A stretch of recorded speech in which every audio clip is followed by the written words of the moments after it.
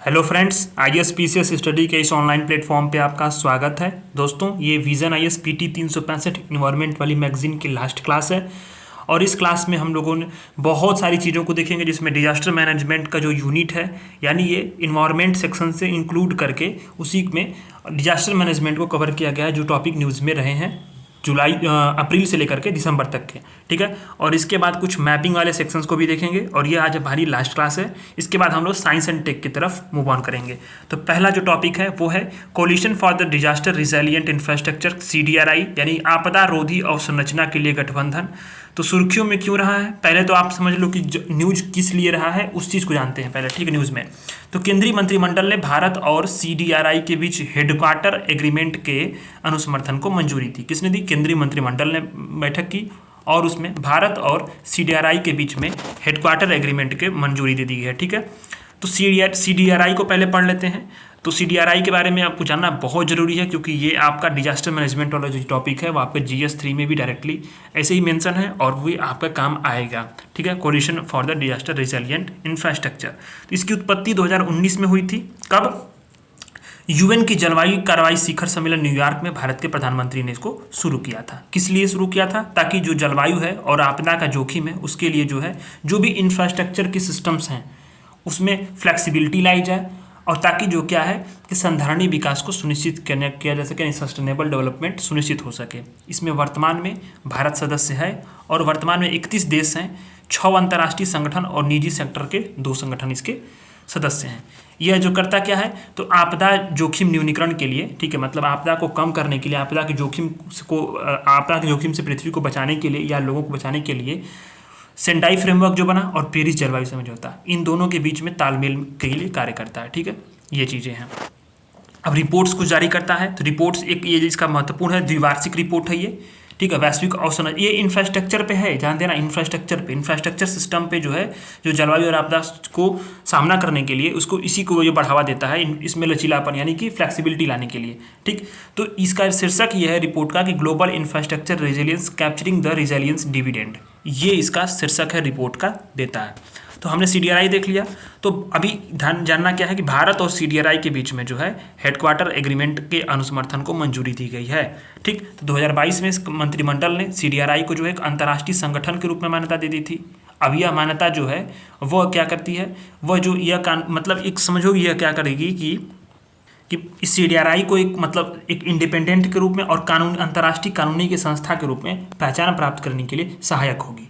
ठीक है, ताकि यह कार्य क्या करेगा, वैश्विक स्तर पर अपने कार्यों को कुशलतापूर्वक और प्रभावी ढंग से कर सकेगा। और जब अंतर्राष्ट्रीय संगठन के रूप में जब मंत्रिमंडल ने मान्यता दी, तो यह मान्यता जो है CDRI को UN की जो कानून है 1947 की धारा 3, उसके तहत छूट, उन्मुक्ति और विशेषाधिकार प्रदान करने के लिए दी थी। ठीक है, ये बात न्यूज में है, यानी कि आपको ध्यान ये देना है CDRI के बारे में, और भारत और CDRI के बीच में हेडक्वार्टर जो एग्रीमेंट हुआ है, तो ये चीज़ें ध्यान देनी है। अब इसमें आता क्या है कि कुछ सुर्खियाँ हैं, जैसे लचीली अवसंरचना। अब इसमें वह इंफ्रास्ट्रक्चर से इसका आशय होता है जिसका जो क्या करेगा, खतरनाक घटनाओं को, आघातों को सहने के लिए, उसके खिलाफ रिएक्शन करने के लिए और उससे उबरने में सक्षम बनाने के लिए जो भी इंफ्रास्ट्रक्चर होते हैं उसी को बोलते हैं लचीली अवसंरचना। ठीक है, लचीलेपन के लिए अवसंरचना क्या होती है, यानी कि ऐसी इंफ्रास्ट्रक्चर जो हो, जो क्या करे, व्यापक तौर पे अगर कोई सामाजिक आर्थिक अगर कोई लचीलेपन का प्रणालीगत उसको जोखिम हो तो उसको पैदा न करे। ठीक है, लचीलेपन के लिए अवसंरचना। और एक आती है प्रकृति आधारित अवसंरचना का समाधान, यानी यह अवसंरचना की रक्षा भी करते हैं और अवसंरचना संबंधी सर्विसेज भी प्रोवाइड करते हैं। और ये जो क्या करेंगी, ये क्लाइमेट चेंज को ये सहन करने में सक्षम होती हैं, बायोडाइवर्सिटी को इंक्रीज करती हैं। नेक्स्ट आर्टिकल है risk tipping point. Risk tipping point यानी सुर्खियों में क्यों रहा कि इंटरकनेक्टेड डिजास्टर रिस्क रिपोर्ट 2023 के अनुसार विश्व के कई मामलों में तेजी से रिस्क टिपिंग पॉइंट पर पहुंच रहा है। रिस्क टिपिंग होता क्या है, जैसे मान लो कि एक सीमा है जिसके पार अगर हम कुछ भी अगर अब उससे अधिक उसका अति करेंगे, उसका दोहन करेंगे या उसका शोषण करेंगे या उसके पार अगर हम अपने प्रयासों को जारी रखेंगे, तो फिर क्या होता है कि उसको जो पृथ्वी की पूरी प्रणाली या कोई भी चीज़ हो, उसका एक लिमिटेशन क्रॉस होने के बाद उसकी सीमा जो होती है वो खत्म हो जाती है। ठीक है, उसी प्रकार से tipping point, risk tipping point ऐसी सीमा है जिसके पास जो है अगर सामाजिक पारिस्थितिकी प्रणाली है उसके बाद अगर कोई भी जोखिम पैदा होगा ना तो उसको वो क्या करेंगी, उसको सहन कर सकने में हमारी प्रणाली जो है वो सक्षम नहीं होगी, क्षमता खो देगी। इससे क्या होता है, विनाशकारी प्रभाव होगा। तो अगर हम लोग इसमें अभी क्यों न्यूज में रहा, तो ये इंटरकनेक्टेड डिजास्टर रिपोर्ट आई थी जो उससे बताया गया कि विश्व जो है, हमारा विश्व, पूरी पृथ्वी, वो कई मामलों में रिस्क टिपिंग पॉइंट पे पहुंच रहा है। ठीक है, तो 6 जो अगर देखा जाए तो 6 रिस्क टिपिंग पॉइंट हैं। कौन कौन से हैं, तो 6 को एक बार बस हेडिंग देख लेना है कि प्रजातियों की विलुप्ति काफ़ी तेज़ी से हो रही है, भूजल के स्तर में काफ़ी तेज़ी से गिरावट आ रहा है। भारत में अगर देखा जाए तो 70% सिंचाई भूजल से ही हो रही है, पर्वतीय ग्लेशियर पिघल रहे हैं, अंतरिक्ष का मलबा काफ़ी अधिक जो है ये बढ़ चुका है, असहनीय गर्मी हो रही है।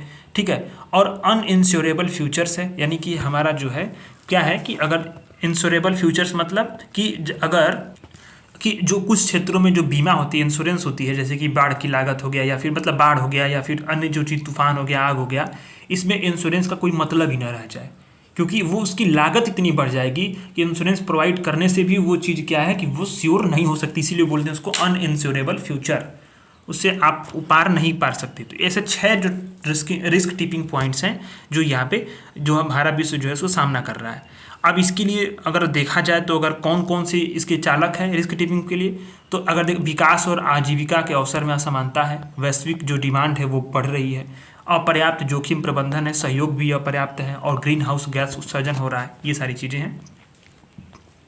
तो इस रिपोर्ट में बताया गया है कि इंटरकनेक्टेड डिजास्टर रिपोर्ट रिस्क 2023 का जो है इसको किसने जारी किया है, तो यूएन का जो है university institute for the environment and human security ने जारी किया है। एकेडमिक शाखा है यूएन की, 2003 में इसको स्थापित किया गया था, थिंक टैंक के तौर पर कार्य करती है। ये चीज़ें हमने देख ली।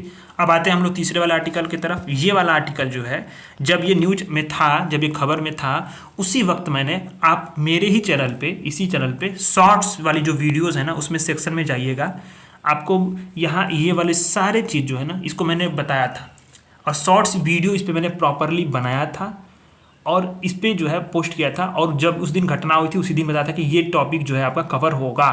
ठीक है, और देखो ये विजन इसमें आया हुआ है।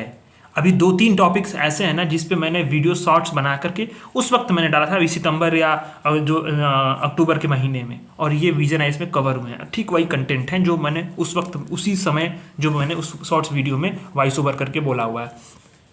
तो सुर्खियों में क्यों रहा कि जो सिक्किम में एक झील है, जो कौन सी झील है, वो एक हिम नदी झील है, उसको टूटने से बाढ़ की घटना हुई, गोल्फ की घटना हुई। ठीक है, कहाँ कौन सी झील है ये, तो दक्षिण लोहांस्क की झील है, उसका जो है साउथ वाला जो तटबंध था जिसे दक्षिण लोहांस्क झील है, उस वीडियोस को जरूर देखना। वहाँ पे मैपिंग के थ्रू मैंने झील को भी प्रॉपरली जूम करके बताया है गूगल मैप में, तो ठीक है उसको देखना है वीडियोज़ को। आप अभी शॉर्ट्स वाले सेक्शन में जाना और देखते जाना, उसमें कई सारे वीडियोज़ में एक जरूर होगा नीचे वो। ठीक, तो सिक्किम में जो अचानक ये बाढ़ आई है उसके कारण तो समझेंगे, उसके पहले जान लेते हैं कि हिम नदी झील क्या होती है और गोल्फ क्या होता है, नहीं बाढ़ क्या होती है। तो हिम नदी झील क्या होती है कि जल के बड़े भंडार होंगे। अब इसका निर्माण कैसे होता है, तो जो हिमनद होता है वो अगर पिघल रहा हो या उसके माध्यम से होता है, और जो गोल्फ होता है वो क्या होता है कि किसी भी कारण से हिम नदी झील में जो जल है अचानक बड़ी मात्रा में ढलान में बह जाए, तो उसी के प्रचंड बाढ़ जो आती है उसको गोल्फ बोलते हैं, ग्लोफ बोलते हैं, गोल्फ नहीं ग्लोफ।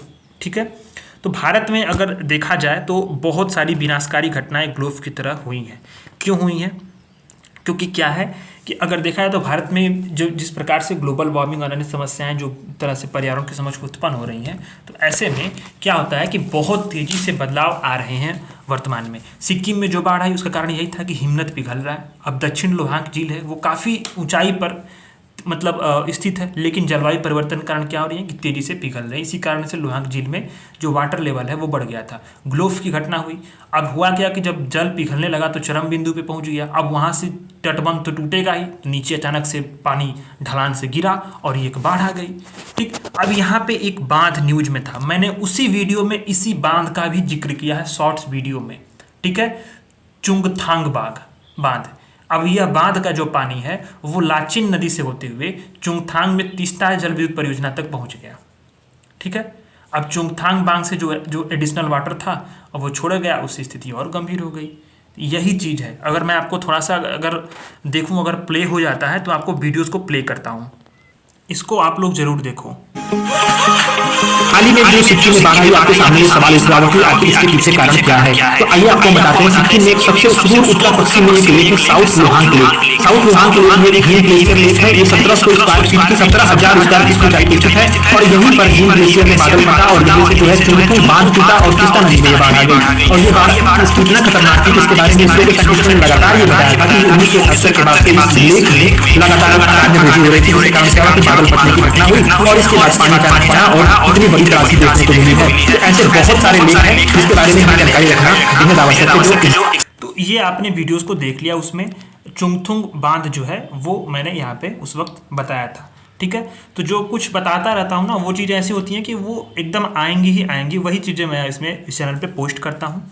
और इसमें अगर देखा जाए तो भारत में ग्लोव संबंधी अगर कोई सुभेदता है, वनरेबिलिटी है किसी चीज़ की, तो वो देखा जाए तो एक आकलन रिपोर्ट जारी की गई। International centre for integrated mountain development ने हिंदकुश हिमालय आकलन रिपोर्ट जारी की, जिसमें बताया गया कि अगर वैश्विक तापमान में एक वृद्धि हुई तो जो हिमनद है उसका विस्तार काफ़ी कम हो जाएगा और सबसे बड़ी देखा जाए तो बाढ़ जो है ना, ग्लोव की घटना वो बढ़ जाएगी। ठीक है, तो ये चीज़ें हैं। अभी आते हैं हम लोग भूकंपी झटके पे। तो आइसलैंड में 24 घंटे में भूकंप के 2200 झटके दर्ज किए गए। इस पे भी मैंने एक वीडियो ऑलरेडी बनाया हुआ है। चलिए पहले वीडियो देख लेते हैं, इसके बाद हम कंटेंट पढ़ाएंगे। बीते दिनों आइसलैंड के रेकनेस प्रायद्वीप क्षेत्र में पिछले 24 घंटे के दौरान 1400 से ज्यादा खतरनाक भूकंप के झटके रिकॉर्ड किए गए। इसके बाद वहां आपातकाल लगा दिया गया। आइसलैंड एक कटक का उदाहरण है जो डाइवर्जेंट प्लेट सीमांत पर स्थित है, जिसमें डाइवर्जेंट के कारण रिज का निर्माण हुआ। यह एक ज्वालामुखी द्वीप का भी उदाहरण है। आइसलैंड की राजधानी रेयकाविक है, जो विश्व की सबसे उत्तरतम राजधानी है। ऐसे ही बेहतरीन जानकारियों के लिए चैनल को सब्सक्राइब करिए। अब आपने वीडियोस को देख लिया। अब देखो वो वीडियो बहुत पहले बनाया हुआ है मैंने, और ये मैगजीन में अब कवर हो रहा है। ठीक है, तो चीज़ें ये होता क्या है कि अगर आप थोड़ा सा भी PYQ को एनालिसिस करो तो आपको पता होती है कि कौन सी चीज़ें इंपॉर्टेंट हैं, और उस हिसाब से आप भी खुद भी जो है इसको कैटेगराइज कर सकते हो। तो सुर्खियों में क्यों रहा? क्योंकि आइसलैंड में मतलब 24 घंटे में काफ़ी ज़्यादा भूकंप के झटके दर्ज किए गए थे। तो भूकंप के झटके अगर आप देख, इसमें बताया गया कि भूकंप के झटके क्या होते हैं।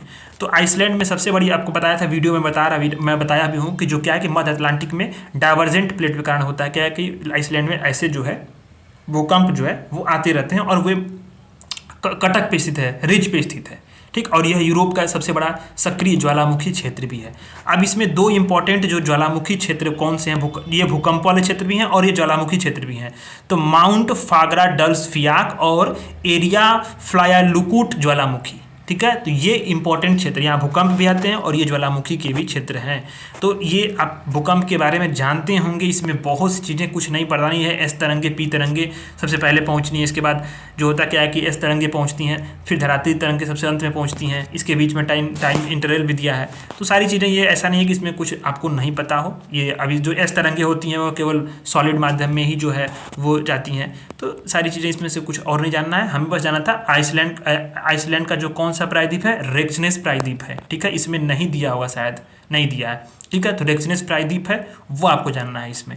ठीक, तो बाकी चीज़ें आपने यहाँ पे वीडियोस के माध्यम से मैप देख ही लिया। तो बाकी चीज़ आप देख सकते हैं यहाँ पे नीचे वाले में कि हिमालय क्षेत्र में भूस्खलन, लैंडस्लाइड इन हिमालयाज। तो सुर्खियों में क्यों रहा कि जो उत्तरकाशी जिला है ना उत्तराखंड में, यहाँ पे सुरंग बन रही थी। कौन सी सुरंग बन रही थी? तो सिलक्यारा सुरंग बन रही थी, बाराकोट सुरंग, सिलक्यारा बाराकोट सुरंग बन रही थी। उसमें अब बहुत न्यूज़ में था। वो क्या हुआ कि वो सुरंग अचानक से धंस गई, जिसमें मजदूर फंस गए थे। काफ़ी दिन तक ये मशक्क़त के बाद जो है रैट होल माइनिंग करके ऑस्ट्रेलिया से वगैरह जो है विशेषज्ञ बुलाए गए और उन्होंने उनको निकाला। तो सुरंग ये बन रही थी। तो आखिर न्यूज में क्यों रहा? क्योंकि अगर देखो क्या है कि सिलक्यारा सुरंग जो है, अगर उसमें देखा जाए तो क्या है कि वो जो यमुनोत्री है ना, वो उसको धरासू से जोड़ेगी। यानी दक्षिण में यमुनोत्री है और उत्तर में धरासू है। इसी को दक्षिण से उत्तर, यानी कि आप मैप देखो तो भारत यही है। ठीक, तो इधर दक्षिण में क्या है, यमुनोत्री, उसको आगे जो है धरासू थी। अब ये चार धाम जो सड़क परियोजना बनी उसी का हिस्सा है। लेकिन ये ढही क्यों? कारण ये है कि ऐसे क्षेत्र में बन रही थी जहाँ पे क्या था, चूना पत्थर, लाइमस्टोन, चूना पत्थर और अन्य मुलायम चट्टानें थी जो ढहनी है। और इसमें थोड़ा सा भी अगर पानी का रिसाव अगर आ गया या फिर थोड़ा सा ढीला पैच है तो ये क्या होती हैं कि ये अचानक से टूट जाती हैं। ठीक, इसी कारण से यहाँ पे ये संभावनाएं बनी थी और ये इसके बाद जो है सुरंग ढह भी गई थी। तो अभी देखा जाए कि हिमालय में अगर भूस्खलन की संभावनाएं क्यों अधिक होती हैं, तो ये मेंस में टॉपिक है, प्रीलिम्स का नहीं है। ठीक है, तो आप बस इतना ही जान लो, ये भूगर्भीय चीज़ें हैं, जैसे कि कई प्रकार की चट्टानें हैं, विभिन्न भूगर्भ वैज्ञानिक संरचनाएं हैं और भूकंपीयता का प्रसार तो है ही, भूकंप की संभावनाएं रहती हैं। आकृति संबंधी समस्या है, क्योंकि होता क्या है कि जो शिवालिक क्षेत्र है नीचे वाला, उसमें बजरी और जड़ों क्या है कि तलछट मैदान है, जो होते क्या है कि निर्माण के लिए अनुपयुक्त होते हैं। और पानी का रिसाव अधिक होता है, क्योंकि ढीला पैच होता है इसमें। अगर जलवायु कारण देखा जाए तो सुरंगों के आसपास बर्फ जमा होती है, बादल फटने की घटनाएं होती हैं। मानव जनित कर कारण देखा जाए तो यहाँ पे क्या है कि अपर्याप्त जांच है डिजाइन के लिए, कुछ मतलब बहुत सारा उच्चतम डिजाइन, मतलब ऐसा है कि डिजाइन जो है वो उस मानक का नहीं जिस हिसाब से उसकी अवस्थिति है या भौगोलिक जो विशेषताएं हैं। जलवायु परिवर्तन का जो तापमान में वृद्धि हुई है, तो उसमें जो पार्माफास्ट क्षेत्र है उसमें विगलन भी शुरू हो चुका है। तो ये सारी चीज़ें क्या है कि ये कारण है, कारण आपसे प्रीलिम्स में नहीं पूछेगा, जानना बस इसलिए जरूरी है क्योंकि आप इसको चाहो तो मेंस में इसी तरह से आप बना करके 4 चीज़ें लिख सकते हो। ठीक है, यही बात है बस। बाकी चीज़ें अगर हम लोग देखें तो इसमें क्या दिया है, अभी कुछ दिया ही नहीं इधर। तो अभी हिमालय और आल्प्स की तुलना यहाँ पे की गई है। तो निर्माण और आयु देख लो, तो इसमें अगर देखा जाए तो आयु क्या है हिमालय की, लगभग 40 से 50 मिलियन वर्ष पहले बनी, और आल्प्स जो है 65 मिलियन वर्ष है, प्राचीन है। ठीक है, और उसके अपेक्षाकृत हिमालय जो है वो नवीन है। ये निर्माण कैसे हुआ, भारतीय और यूरोपीय प्लेट जो थी उस पर टकराए हुआ। आल्प्स पर्वत कैसे हुआ निर्माण, अफ्रीकी और यूरोशियन प्लेट में टकरा हुआ। यहाँ पे जो है विवर्तनिक गतिविधि जारी है, यानी कि यहाँ पे भूकंप आते हैं, लेकिन यहाँ पे कम सक्रिय है, कम भूकंप आते हैं, ये चीज़ें हैं। अब आता है कि भूकंप से निपटने हेतु तकनीकें क्या हैं। तो ये सब तकनीक वगैरह पूछेगा नहीं प्रीलिम्स में, कभी पूछेगा तो कभी पूछा है, लेकिन हाँ होता है स्टेटमेंट बनाकर दे दे, तो इसलिए जानना थोड़ा बहुत पढ़ लेते हैं। ज्योग्राफिकल सर्वे ऑफ इंडिया ने देश में जो भूस्खलन है उसकी संवेदनशीलता का क्या किया, मैपिंग किया है।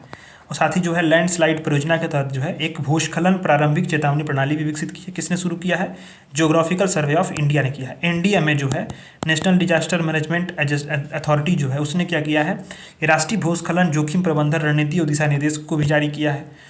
अब यहाँ बात आती है कि सुरंग निर्माण के तरीके क्या होते हैं। सुरंग निर्माण के तरीके और रैट होल माइनिंग, यही माइनिंग बहुत इंपॉर्टेंट है, यहाँ पढ़ना है।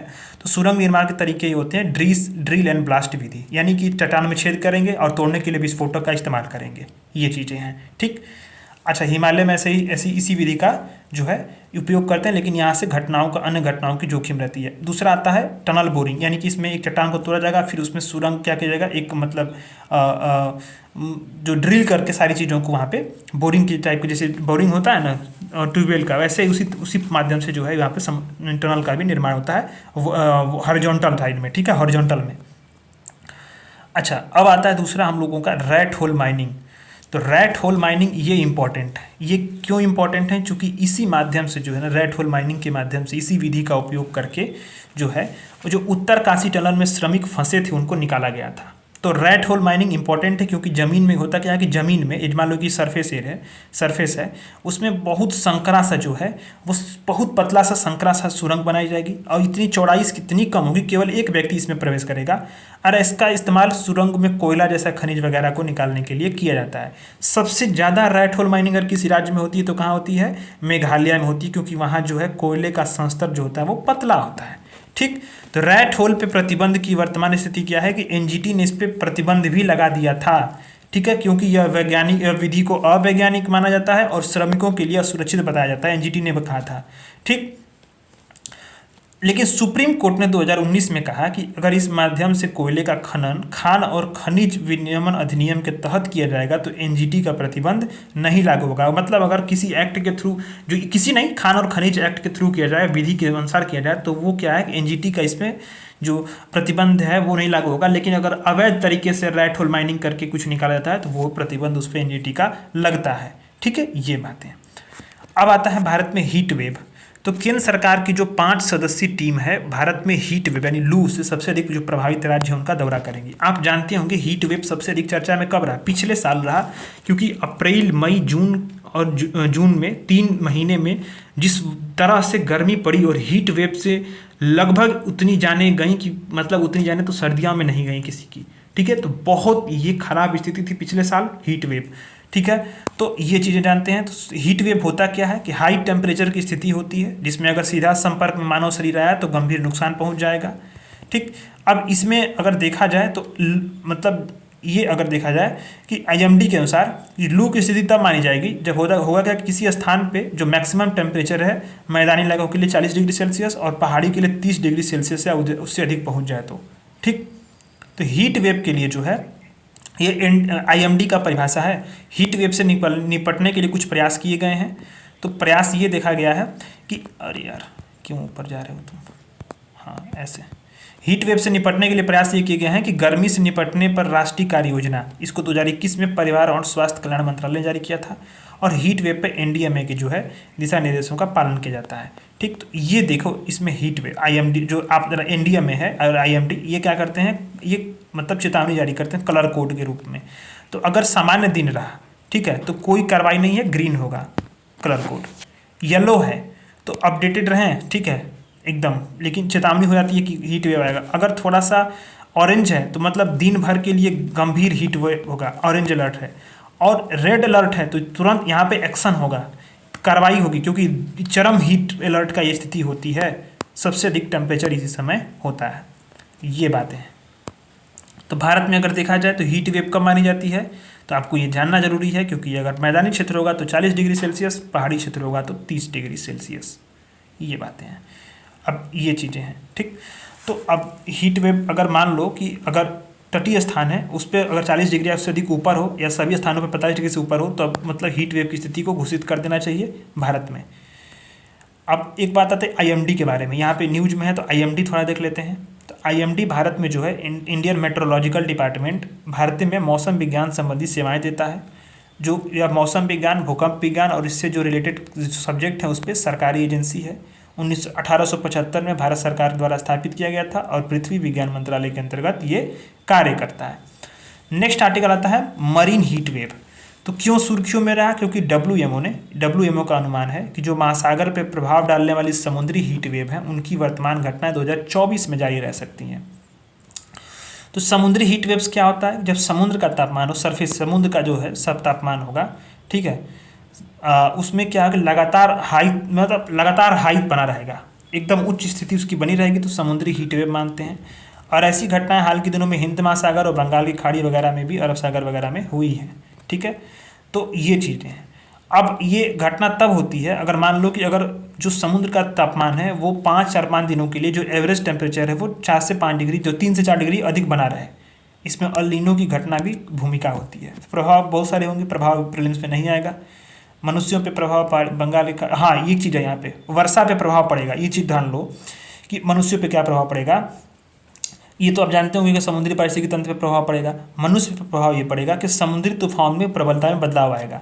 जो तटीय क्षेत्र रहेंगे समुदायों को गंभीर नतीजे भुगतने पड़ेंगे, और यहाँ पे उष्णकटिबंधीय चक्रवात और हरिकेन की जो है तीव्रता में वृद्धि हो जाएगी। और वर्षा में देखा जाए तो बंगाल की खाड़ी में उत्तर पश्चिमी भारत में पर्याप्त वर्षा इससे होगी, ठीक है। मानसून का पैटर्न अगर आप जानते होंगे तो ये चीज़ें आप कोरिलेट कर जाओगे। चक्रवात को जानते हैं, सुर्खियों में क्यों रहा, क्योंकि भीषण चक्रवाती तूफान है माईचोंग, इसके कारण आंध्र प्रदेश और तमिलनाडु के तट पर व्यापक क्षति पहुंची। किसके कारण, भीषण तूफान जो था माईचोंग के कारण। तो इम्पॉर्टेंट है ये कि किस तट पर हानि पहुंची। तो अब जो आपका ये भारत का नक्शा है, ये भारत का नक्शा अगर देखा जाए, ठीक है, तो ये आपका जो है आंध्र प्रदेश का ये एरिया और ये तमिलनाडु का, इस पे जो है माईचोंग का काफ़ी अधिक प्रभाव पड़ा, ठीक। अब ये कहाँ से ये निकला, तो फिर आप जानो बंगाल की खाड़ी के ऊपर वर्ष का चौथा उष्णकटिबंधीय चक्रवात है, कौन, माईचोंग। अब इसको किसने प्रस्तावित किया था नाम को, तो नामकरण इसका जो है म्यांमार ने किया था, म्यांमार ने, ठीक। तो जो चक्रवात का जो नामकरण है उसके बारे में अगर थोड़ा जानते हैं, तो चक्रवातों का जो नामकरण करने की जो जिम्मेदारी है वो 6 जो रीजनल स्पेसिफिक मेट्रोलॉजिकल जो विज्ञान केंद्र हैं उनको, और 5 जो है उष्णकटिबंधीय चक्रवात चेतावनी केंद्र हैं, ट्रॉपिकल साइक्लोन वार्निंग सेंटर हैं, उनको सौंपी गई है। तो जो 6 रीजनल स्पेशलाइज्ड मेट्रोलॉजिकल सेंटर्स हैं उनमें आईएमडी भी भारत का शामिल है। इसकी शुरुआत बंगाल की खाड़ी और अरब सागर में, जानते हो कि हर चक्रवात का नामकरण होता है। इसकी शुरुआत 2004 में हुई थी। अब पहली बात, चक्रवात जानते होंगे कैसे आता है। तो हवा की प्रणाली होती है, जो एक सेंटर होगा, जो लो प्रेशर होगा, उसके चारों तरफ घूमती है। तो एनडीएमए के अनुसार, ये स्पेसिफिक है, उसको आप चाहो तो मेंस का आंसर राइटिंग में इसको आप इंट्रो में यूज कर सकते हो एनडीएमए में, कि एनडीएमए के अनुसार चक्रवात की विशेषता यह होती है कि वायु का अंदर की ओर घूर्णन करती है। हाँ, लेकिन एक चीज कन्फ्यूजन वाली स्थिति बहुत बार होती है लोगों को, कि क्या होता है, जो ये आप पृथ्वी है, नॉर्दर्न हेमिस्फीयर, साउथर्न हेमिस्फीयर, ठीक है, इसमें अगर देखा जाए तो उत्तरी गोलार्ध में जो चक्रवात होगा वो एंटी क्लॉकवाइज घूमेगा, एंटी क्लॉकवाइज, ठीक है। जो क्लॉक कैसे घूमती है, ऐसे घूमती है, लेकिन ये जो नॉर्थर्न होगा तो एंटी क्लॉकवाइज, और दक्षिणी गोलार्ध में क्लॉकवाइज, ठीक है, एक क्लॉकवाइज होगा। तो ये चीज़ें आपको ध्यान देनी है। अच्छा, एक चीज़ प्रीलिम्स में ये भी बन सकता है, इंपॉर्टेंट जो कॉन्सेप्ट है, कि अगर जो चक्रवात होते हैं उनके निर्माण के लिए कौन कौन सी परिस्थितियाँ अनुकूल होती हैं।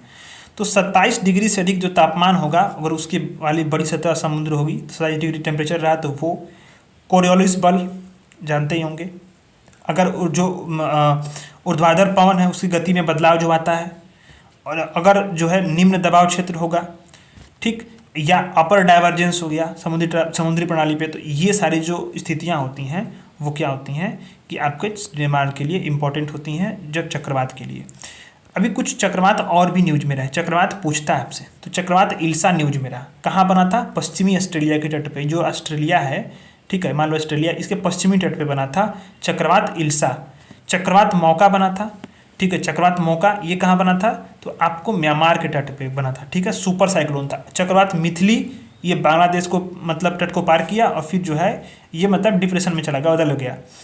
अच्छा, अगर देखा जाए तो अगर स्थिति देखी जाती है हम लोग, तो ये क्या है कि जो चक्रवात मिथली है वो आपसे पूछेगा ना, चक्रवात मिथली कहाँ आया, तो ये आपका बंगाल की खाड़ी में बना, बंगाल की खाड़ी में बना, लेकिन ये दिया क्या है, बांग्लादेश के तट पे। लेकिन आपको ध्यान ये देना है कि ये कहाँ पे आया था, तो ये उड़ीसा को भी टच किया था, कहाँ पे, पारादीप में, और पश्चिम बंगाल में दीघा जगह है वहाँ भी टच किया था। तो ये चीज़ों को भी आपको ध्यान देना है।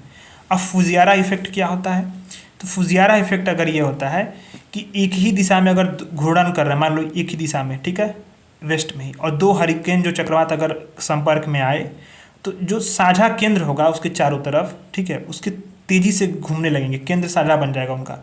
अब दोनों चक्रवात के बीच में जो इंटरेक्शन होता है, इसी इंटरेक्शन को फुजियामा प्रभाव बोलते हैं। और इससे होता क्या है कि बहुत बड़े विशाल चक्रवात का निर्माण होता है, व्यापक विनाश होता है समुद्र के तट पे। तो पहली बार अगर देखा जाए तो मतलब प्रशांत महासागर में देखा गया था, और इन्हीं जो इसका पहचान 1921 में जापान में किया था सुकोई फुजिवारा ने, तो उन्हीं के नाम पर ये पड़ गया, फुजियारा इफेक्ट। तो अभी सूखा पूर्व चेतावनी प्रणाली, ये न्यूज में क्यों रहा, कि इसके अनुसार अग्रिम सूखा चेतावनी प्रणाली के अनुसार सितंबर 2023 में जो भारत के 30% भूमि क्षेत्र है उसमें अलग अलग स्तर का सूखा देखा गया। तो भारत का क्या है, ये अग्रिम सूखा चेतावनी प्रणाली भारत का जो है ये पहला रियल टाइम सूखा निगरानी प्रणाली है। बहुत इंपॉर्टेंट है, इसको आपको प्रीलिम्स के लिए नोट कर लेना है कहीं, कि जो अग्रिम सूखा प्रणाली है, चेतावनी प्रणाली, ये भारत की रियल टाइम है, रियल टाइम सूखा प्रणाली है जो निगरानी करती है। प्लेटफॉर्म है, किसने बनाया है, आईआईटी गांधीनगर की वाटर क्लाइमेट लैब ने बनाया है, ठीक है। अब ये जानकारी देता है किस चीज़ का, क्षेत्रीय राष्ट्रीय भागीदारों का नेटवर्क है जो एकदम सटीक, सामयिक और इंटीग्रेटेड जानकारी देता है, और किस आधार पर इस सूखे की स्थिति का आकलन करता है। तो जो आपका जो है स्टैंडर्ड एसपीआई, ठीक है, एसपीआई और एसएसआई यानी कि मानकीकृत मृदा नमी सूचकांक और एसपीआई के माध्यम से, इसमें आपका जो एसएसआई और स्टैंडर्ड प्रेसिपिटेशन इंडेक्स, इसी के आधार पे जो है ये क्या करता है, सूखे की स्थिति का आकलन करता है। अब अगर इसमें मृदा पर आधारित जो नमी है उसको, सूखे को जो है एसएसआई के आधार पर इंगित करते हैं, जो कि कितना होता है कि यानी पौधों के लिए कितना उपलब्ध की जल की उपलब्ध की मात्रा अवेलेबल है वो बताता है। और एसपीआई जो है मौसम संबंधी सूखे को इंगित करने के लिए होता है, जो वर्षा के आंकड़ों पर आधारित होता है। ये चीज़ें हैं। तो अगस्त में इसके अनुसार जो है अगर देखा जाए तो अगर सूखे का रिकॉर्ड अगर तैयार किया जा रहा है तो 2023 का जो अगस्त महीना था वो सबसे शुष्क अगस्त था, ठीक। तो भारत में सूखे की निगरानी का जो अगर स्थिति देखा जाए तो एनडीएमएस जो है, एनडीएमएएस का national agriculture drought assessment and monitory system जो है वो क्या करता है कि राज्य स्तर पे, जिला स्तर पे या उप जिला स्तर पे जो कृषि आधारित सूखे की व्यापकता है, गंभीरता है और उसकी निरंतरता है, रियल टाइम डेटा देता है। इसके लिए जो है फसल उपज और क्षेत्रों के लिए पूर्वानुमान के लिए फसल योजना भी शुरू की गई है। फसल परियोजना FASL, फसल परियोजना, इसका फुल फॉर्म अगर देखें तो नीचे दिया हुआ है, forecasting agriculture output using space, agrometeorology and land based observation, यानी अंतरिक्ष कृषि, मौसम विज्ञान और भूमि आधारित अवलोकन पर कृषि उपज का पूर्वानुमान। ठीक है, तो भारत में सूखे की निगरानी के लिए जो है ये फसल परियोजना भी शुरू किया गया है। ठीक, अब इसमें डेटा की निगरानी कैसे होती है संकेतकों की, तो ये जो इसरो से उपग्रह डेटा जो होता है प्राप्त होता है उसी के अनुसार ये होती है। सूखा को देखा जाए तो लंबी अगर शुष्क अवधि बनी रही जलवायु चक्र में तो ये सूखा होता है। तो अगर IMD के अनुसार अगर देखा जाए सूखा वर्ष वह होगा जब अगर वर्षा की जो मात्रा है उसमें कमी हो और जो आपका लंबी अवधि का औसत हो, ठीक है, लॉन्ग पीरियड जो एवरेज होता है वो उसका मांग वर्षा का वो 10% से कम हो, ऐसी चीज़ें हैं। अब सूखे का वर्गीकरण कैसे करेंगे, तो मौसम विज्ञान संबंधी सूखा हो जिसमें लंबे समय तक वर्षा नहीं होगी, जल विज्ञान संबंधी सूखा होता है, ठीक, जल की कमी होती है, कृषि संबंधी सूखा होता है, ये चीज़ें होती हैं। तीन प्रकार का सूखा का वर्गीकरण हम करते हैं।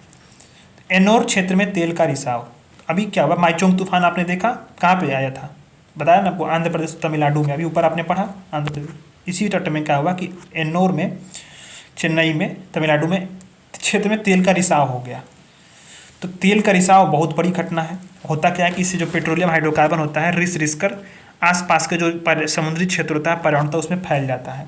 कैसे होता है, तो मान लो कोई डिवाइस से टूट गया, ठीक, या फिर अगर मान लो तेल को गैर कानूनी ढंग से डंप कर दिया गया, या कोई तूफान आपदाएं आती हैं तो होता क्या, अगर मान लो तेल रिसाव के इफेक्ट्स क्या पड़ते हैं कि जो भी मैमल्स होते हैं ना जीव, उनके उसमें उष्मारोधी क्षमता को नष्ट कर देता है।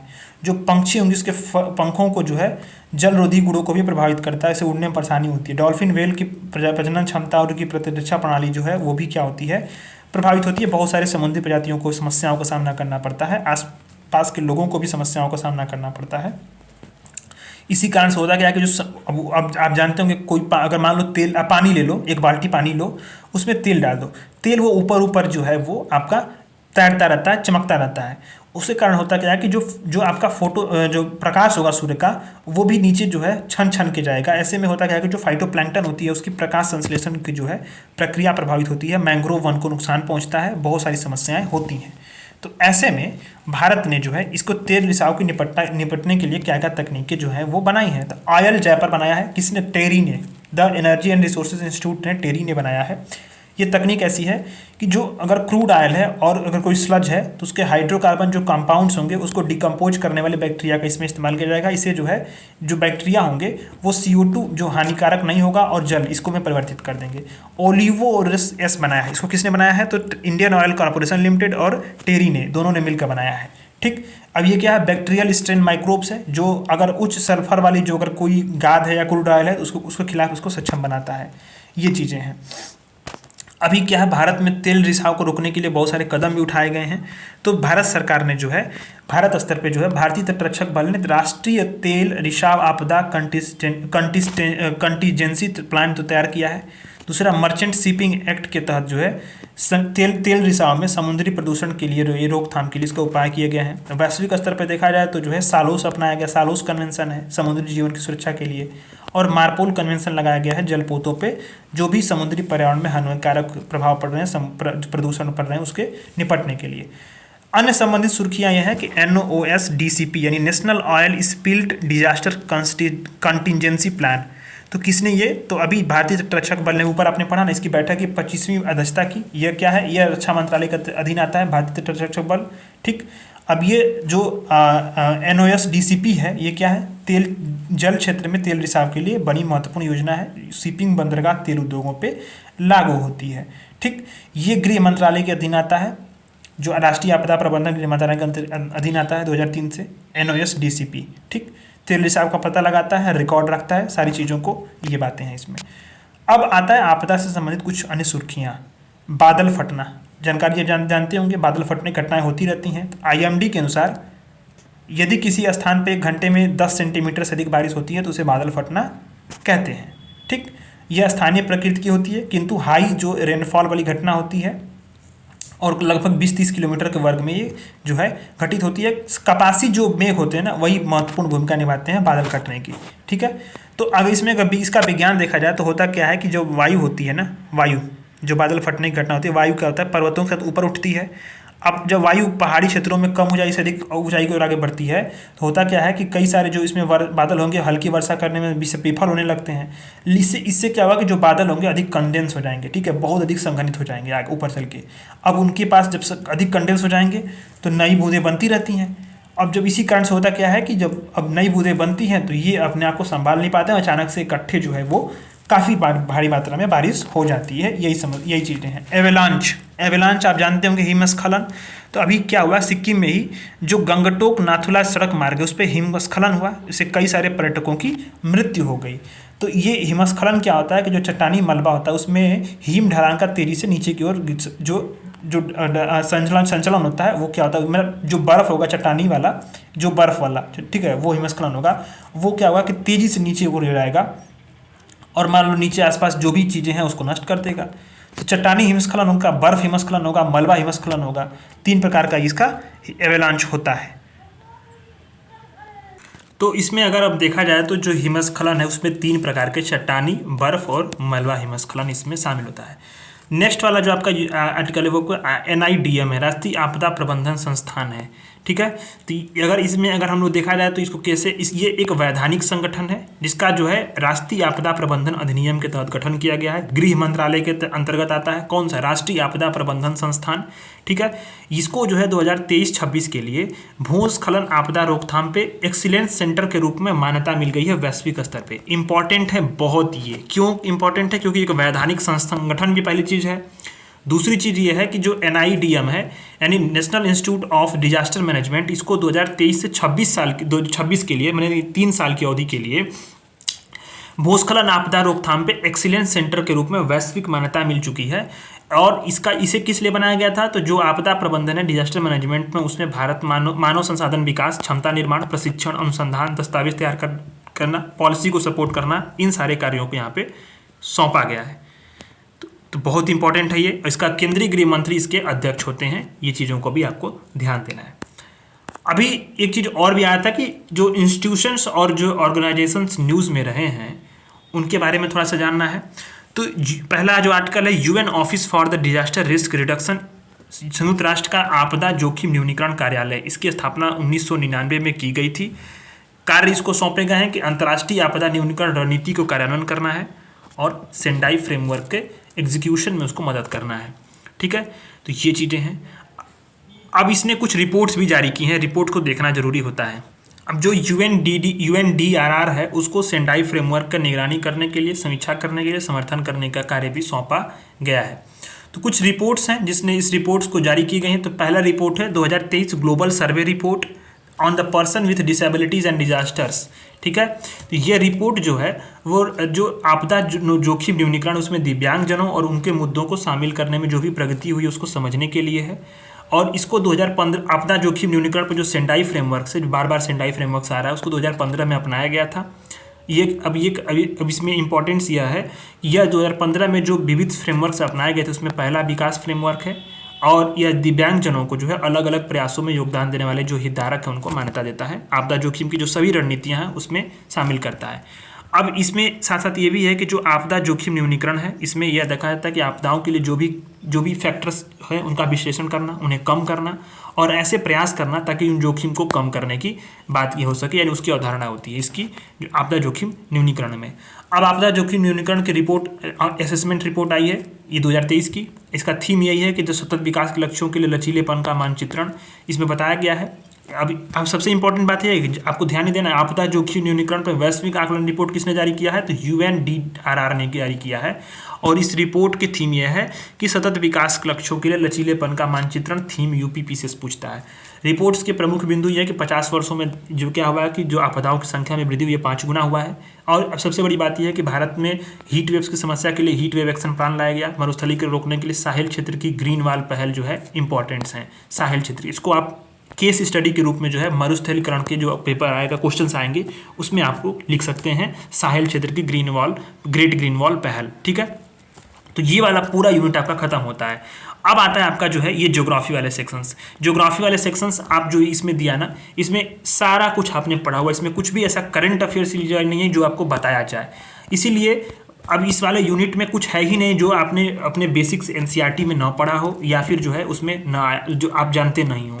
अगर थोड़ा भी अगर आपने बेसिक एनसीईआरटीज पढ़े हैं तो आप इसको कवर सकते हैं, इसमें कोई ऐसा अलग बात नहीं है जो कि पूछा हो। अब यहाँ पे हम लोग आते हैं अपने नेक्स्ट वाले जो आपको पढ़ाना है, places in news. Places in news यानी कुछ जो जगह हैं वो खबरों में रही हैं और यहीं से कुछ सवाल बनने की संभावनाएं हैं। तो जो भारत में जो कुछ स्थल और नदियाँ न्यूज़ में रहीं उसमें देखना यह है कि बागमती नदी रही। बागमती नदी कहाँ पे है? तो सबसे बड़ी बात यह है कि यह बागद्वार है, नेपाल से निकलती है और कोसी नदी बिहार में जाकर के मिल जाती है। इसकी विष्णुमती जो है वो सहायक नदी है और भारत नेपाल के बीच जो है बहने वाली क्या है, क्रॉस बाउंड्री वाली नदी है। ठीक है, इसी में क्या हुआ था कि नदी जो है, नदी में एक नाव डूब गई थी, इसीलिए न्यूज था बागमती नदी। ठीक है, यानी बिहार में है।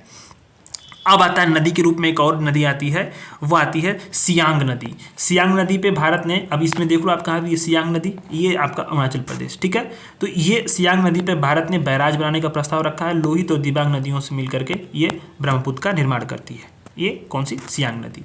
अच्छा, सुबनसिरी लोअर विद्युत जल परियोजना, तो इसमें क्या हुआ था कि अभी हाल ही में जो है इसमें भूस्खलन का सामना करना पड़ा था। ये अपर ब्रह्मपुत्र नदी है, उसकी बड़ी सहायक नदी है। अब यहाँ पे उड़ीसा में आप आते हैं, सुकापाइका नदी, आप जानते होंगे इसमें, तो ये क्या, महानदी की सहायक नदी है। तो अभी उड़ीसा सरकार ने इसी नदी का पुनरुद्धार करने का जो है निर्णय लिया है। तो जो महानदी है सबसे इंपॉर्टेंट है यहाँ पे कि विरूपा, चित्रोपतला, गेंगुटी और लून, तीन जो है इसकी सहायक नदियां हैं। इसी तरह से नर्मदा नदी के बारे में आप जानते ही होंगे, नर्मदा नदी के बारे में आपने लगभग सब कुछ पढ़ा ही होगा। तो अभी इसमें बाढ़ आई तो गुजरात में बहुत सारे लोग विस्थापित हुए। पश्चिम की ओर बहने वाली सबसे लंबी नदी है, आप देख रहे होंगे। अब कहाँ से निकलती है? अमरकंटक के मैकाल श्रेणी से निकलती है।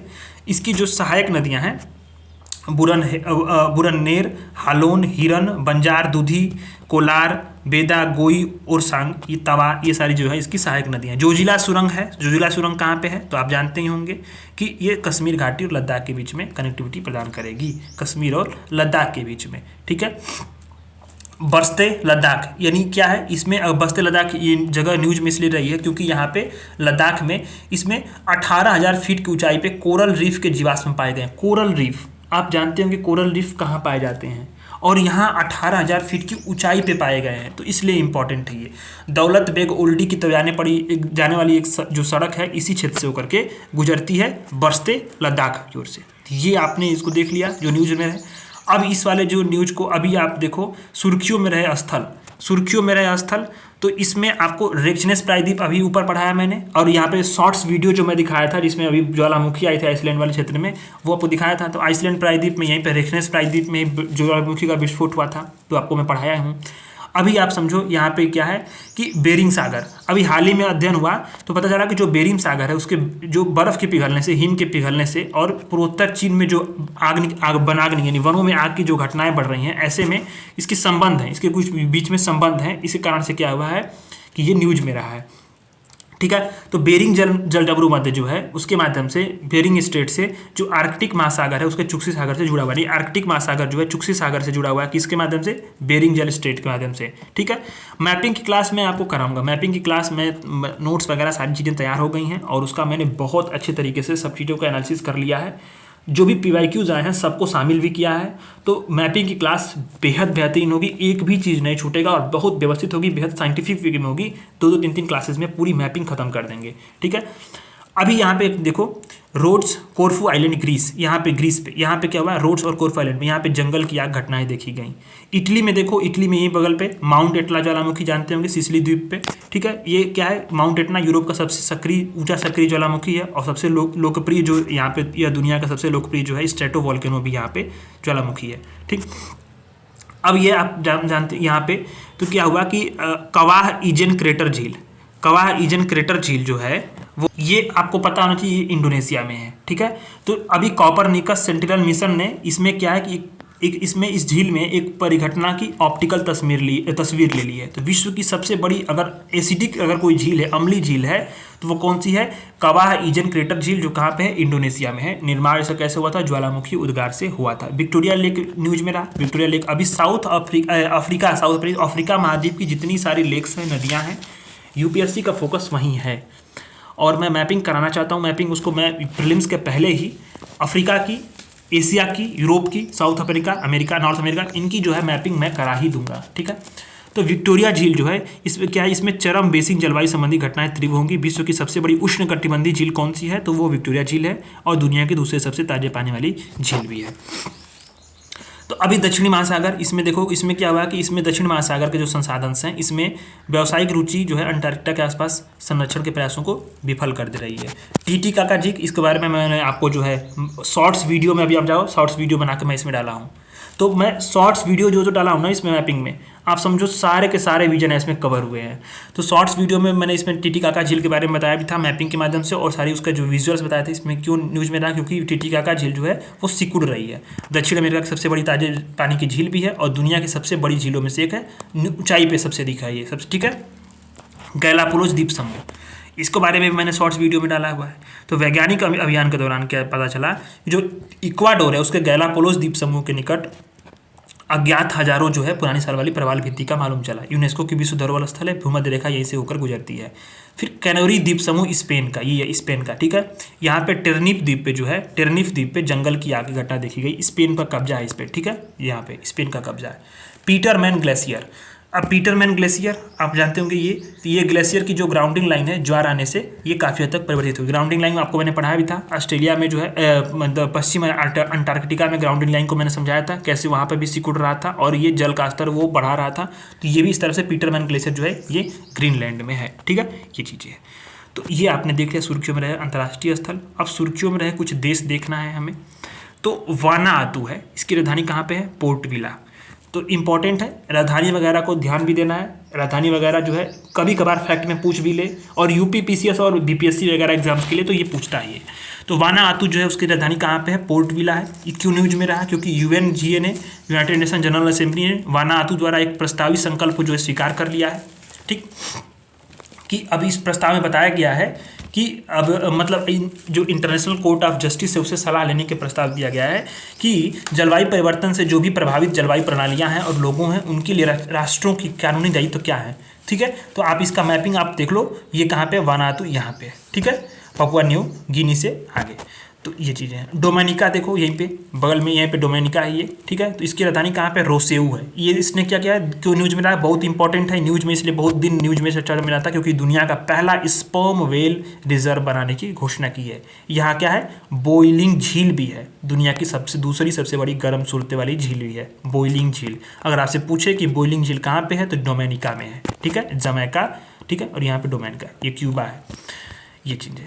अब प्यूर्टोरिको का, इसमें आप एक चीज़ और ध्यान दो, प्यूर्टोरिको पे किसका कब्जा है, यूएस का कब्जा है, ठीक, ये चीज़ें हैं। अब आता है पपुआ न्यू गिनी, राजधानी इसकी कहाँ पे है, पोर्ट मोरेस्बी है, पोर्ट मोरेस्बी।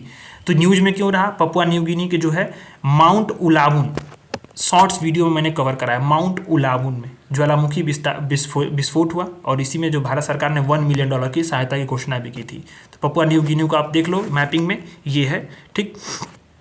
अच्छा, गुआम है, गुआम पे किसका कब्जा है, यूएस का कब्जा है, ये ध्यान देना, ठीक है। सोलेमन आइलैंड भी है, मार्शल आइलैंड भी है, और यहाँ पे पपुआ न्यू गिनी है, ठीक, ये चीज़ें। पोर्ट मोरेस्बी इसकी कैपिटल है। टुवालू की कैपिटल कहाँ पे, फुनाफुटी, ठीक। तो ऑस्ट्रेलिया ने टुवालू के साथ एक समझौता ज्ञापन किया। अब क्यों किया, क्योंकि ये जो इसके तहत हुआ क्या कि जो है राजधानी जो इसमें जलवायु परिवर्तन से जो है इसमें विस्थापन वाले जो लोग होंगे उनको ऑस्ट्रेलिया में सुविधा दी जाएगी प्रवास की, ठीक है। तो इस द्वीप का, अब ये जाहिर सी बात है, जो ऑस्ट्रेलिया है ये सब जो छोटे छोटे द्वीपों को क्यों महत्व दे रहे हैं, क्योंकि चाइना अपना जो है वो क्या कर रहा है कि विस्तार कर रहा है, उन क्षेत्रों को जो है वो जो स्ट्रैटेजिक रूप से इंपॉर्टेंट हैं उनको अपना प्रभाव वो बढ़ा रहा है। ऐसे में जो अभी आप देखो ना, जो भी न्यूज़ में रहे छोटे छोटे द्वीप, वो अभी वो बहुत ज़्यादा, जिनको कभी कोई पूछता नहीं था ना, वो अभी न्यूज़ में है। क्यों है, क्योंकि बहुत सारे देश जो हैं, बड़े विश्व की शक्तियाँ हैं, वो किसी न किसी तरह से अपना उस पर डोमिनेंस, अपना प्रभाव, अपने समझौते करके उस पर कंट्रोल करना चाहती हैं, अपनी हेजेमनी को जो है उसको इस्टेब्लिश करना चाहती हैं, ठीक है। तो जो टुवालू है ना, टुवालू द्वीप, इसकी जो देश है, एक तरह से द्वीप है, तो उसमें उसकी राजधानी फुनाफुटी है। इसका निर्माण जो है ज्वालामुखी उद्गार से हुआ है। इसमें एटोल और रिफ 2 प्रकार के द्वीप शामिल हैं, ठीक। पेरू की राजधानी लीमा आप जानते होंगे, ठीक है। ये ब्राज़ील है, कोलंबिया है, इक्वाडोर है और ये पेरू है, ठीक है। ये पनामा नहर है, ठीक। बोलीविया आप देख रहे होंगे इसमें। तो पेरू में जो है इसकी राजधानी लीमा है और जानते होंगे इसका सतह से अधिक जो ग्लेशियर है उसका सतह से आधे से हिस्सा जो है लिप्त हो गया, मतलब काफ़ी अधिक से तेजी से पिघल चुका है ये। स्लोवेनिया आपकी कैपिटल आप उसको याद रखना है, ठीक है, ल्यूब्लियाना, ठीक है, बलियाना, ल्यूब्लियाना, इसकी राजधानी कहाँ पे है, ल्यूब्लियाना स्लोवेनिया की। इसमें क्या हुआ, इसमें बार्सिलोना कन्वेंशन की जो है 23वीं बैठक हुई थी। किस लिए बार्सिलोना कन्वेंशन बनाया गया था, तो भूमध्य सागर को प्रदूषण से बचाने के लिए, ठीक है। तो यहाँ पे स्लोवेनिया को आप मैप में देख लो, इसके बगल में ही क्रोएशिया भी है, बोस्निया है जो, ठीक है, हर्जेगोविना भी है, ठीक है, हंगरी भी है, स्लोवाकिया है, चेक रिपब्लिक भी है, पोलैंड भी है, जर्मनी भी है। इन सारे कैपिटल्स को देखना बहुत इंपॉर्टेंट है। ऐसे में ये पूरा यूरोप की मैपिंग्स हैं। अब इसको मैपिंग में आपकी जिम्मेदारी ये बनती है ना, अभी फिलहाल में तो मैपिंग क्लास नहीं करा रहा हूँ क्योंकि मुझे PT 365 खत्म करना है अभी साइंस एंड टेक का। तो ये सारी चीज़ें है ना, इसको आप थोड़ा सा गूगल करके सब चीज़ों को देखना। जैसे मार्शल आइलैंड पे किसका कब्जा है, गुआम पे है, ठीक है। अभी चीज़ों को आप थोड़ा सा कोरिलेट करो, जैसे जो भी अफ्रीका वाली अभी न्यूज़ में रहा ना, ये विक्टोरिया झील, तो ऐसे देखो अफ्रीका में कौन कौन सी झील न्यूज़ में रही हैं, आसपास की जो रिवर्स है वो कौन सी हैं, किस कंट्रीज़ में है, और इन्हीं के आसपास घूम फिर के आप देखो, क्वेश्चंस यहीं से बन जाएंगे, ठीक है। तो ये पूरा आपका मैगजीन इसमें से खत्म होता है। जो एक यूनिट मैंने छोड़ा है ज्योग्राफी वाला, उसमें ज्योग्राफी के बेसिक्स कॉन्सेप्ट्स हैं जो आप NCERT में पढ़े होंगे, बहुत कुछ नहीं है उसमें नया न्यूज़ में जो समझाया जाए, जो पढ़ाया जाए, ठीक है। उसको पढ़ने से टाइम का मतलब एक तरह से वही लॉस होगा। आप चाहो तो उसको देख सकते हो। बाकी चीज़ें अब हम लोग साइंस एंड टेक की तरफ मूव ऑन कर रहे हैं, क्योंकि मैगजीन बहुत ज़्यादा अभी पढ़ानी है, इंटरनेशनल रिलेशंस भी अभी है, ठीक है। और आपके लिए खुशखबरी है कि मंथली मैगजीन का नोट्स मैं तैयार कर रहा हूँ, नोट्स हमारी टीम पूरी तैयार कर रही है। नोट्स के माध्यम से पूरी मंथली मैगजीन को 3 से 4 क्लासेस में ही हम लोग खत्म कर देंगे, तो आपको पूरी मैगजीन पढ़नी नहीं पड़ेगी। नोट्स आपके टेलीग्राम पे मिल जाया करेंगे, तो पूरी एक तरह से कॉम्प्रहेंसिव आपका सोल्यूशन मिल गया है मंथली मैगजीन का, ठीक है। अभी PT 365 में कल से सोमवार है और कल से हम लोग साइंस एंड टेक की क्लासेस स्टार्ट करेंगे। साइंस एंड टेक को आपको इसी हफ्ते शनिवार तक साइंस एंड टेक को मैं कंप्लीट करा दूंगा पूरा मैगजीन, और इसके बाद हम लोग इंटरनेशनल रिलेशंस और आर्ट एंड कल्चर और स्कीम्स, इन 3 चीज़ों की तरफ बढ़ेंगे और 2-3 दिन में सब खत्म करके प्रीलिम्स के लिए PT 365 इसी हफ्ते अप्रैल के फर्स्ट वीक में ही सारे मैगजीन खत्म कर दिए जाएंगे, ठीक है। चैनल को सब्सक्राइब करिएगा, सपोर्ट बना रहिए, धन्यवाद।